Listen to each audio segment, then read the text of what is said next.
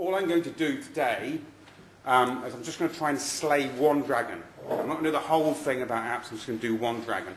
And that's the conception that there's some kind of special source, that something clever or magical is happening with apps. Apps are in some way different from everything we were doing with the mobile before then, or everything we were doing with technology before then. That we need to approach it differently, think about it differently, different strategy, it's all over here. And it's all very techy, it's all very hard, that it's something that like people that like Star Trek know a lot about and that we need to avoid. I want to kind of break down some of that. This is the dragon that I want to sort of stab with a pointed spear. To do that, we need to go back and look at some of the drivers, some of the things that got us to where we are today. We need to go back. Who's that then? So it's not like the Ogilvy thing. This isn't a trick question. So even if you get it right, you do get it right. Does anyone know who that is? No. No, very good. Out by a couple of millennia. Anybody else? Just say his name. Who do you think? Vlad. Vlad the Impaler? No. Do you work with me? No. It's Johannes Gutenberg. Yeah, it's like, it was the next one I was going to say. So, Johannes Gutenberg. What is he famous for? Hello? Yes, he invented the printing press. When? 1440, about 20 to 3. He invented the printing press. We have in our minds a conception of what the day before the invention of the printing press was like. Imagine basically people going around and go, oh, that's an interesting book. Do you mind if I sort of copy it off you? No, absolute nonsense. All of the technology behind the printing press was already existing. Yeah, go way back. So if you imagine something a bit like a rolling pin, but with sort of indentations on it, I'm going to roll on clay. Yeah, 3000 BC, Mesopotamia. That was printing. The actual bits that he plugged together to make the printing press, the 2nd century AD, China. Paper, probably the most important invention of the first millennium. The second thing, they also invented woodblock printing. So all of these building blocks were already there. He did some stuff. He solved some thorny problems. So one, he made inks that were oil-based rather than water-based. So the problem with printing prior to that point is it would last about 2 weeks. So you print it, you leave it in the sun, it would bugger off. Right? He went oil-based that were more durable, they lasted. The second problem is the type-facing stuff, the stuff that bangs into the paper that the ink goes on. Really hard to work out what to make these of. So wood, brass.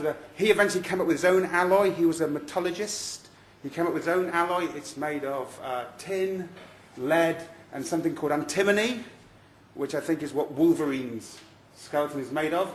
He put all these bits of technology together from all over the world into one place and created the printing press. It completely and utterly changed the world. Within 50 years of creating the printing press, all of the knowledge of the human race had been printed. It's a lot like the internet. All of a sudden, each of us individually had access to all of this knowledge. The knowledge of the scholars and this is what drove the Renaissance. In 1997, Time magazine said that Gutenberg's printing press was the most important invention of the 2nd millennium. The one that the internet came in. Yeah? The one that electricity came in. That one, no. Fuck it. It's the printing press that basically gave us the world that we live in now. And there's a huge amount of fringe activity going on. We've got people, so everyone does a Bible, first of all, so the first 900 things printed were various versions of the Bible. And then, I'm writing plays, and I'm getting those printed, and they're getting around. And we get to the beginning of commercial theatre. We all kinds of...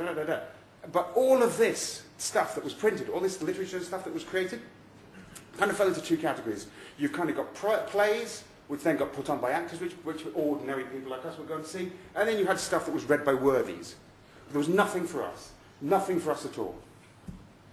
Until, and who's this one? Like, seriously, I'll buy you a car if you get this guy. Or if you have a guess. No, he's a fat bloke from Bedford. It's not me. John Bunyan. John Bunyan, 1678. What did John Bunyan do in 1678? Yes! And what's significant about Pilgrim's Progress?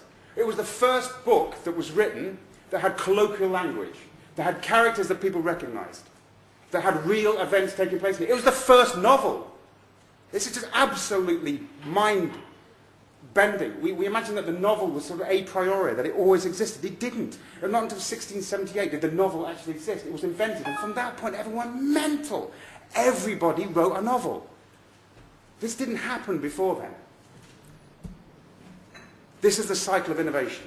So if you look at this, it says technology and confusion. This is all this all good stuff. Oh, we've got paper, we've got wooden stuff, we've got bizarre ink made out of pig's urine and stuff. But only really geeky people care about it. Yes, we've got Symbian apps which we can download onto a PC and then sign. Oh no, wait, I've got to go off to some website somewhere to get it signed. Never really understood that. And I used to run R&D departments. I go off and get it signed, bring it back, put it on my phone. It's a calendar. It took me half a day to load on it. This was not a long time ago. This is what, 5 years ago? 5, 6 years ago? We had all the technology. All the building blocks are here. Yes, we can buy things with a credit card online. Yes, we can do all this. All the building blocks are there, but they don't exist as something that anyone would engage in who isn't grotesquely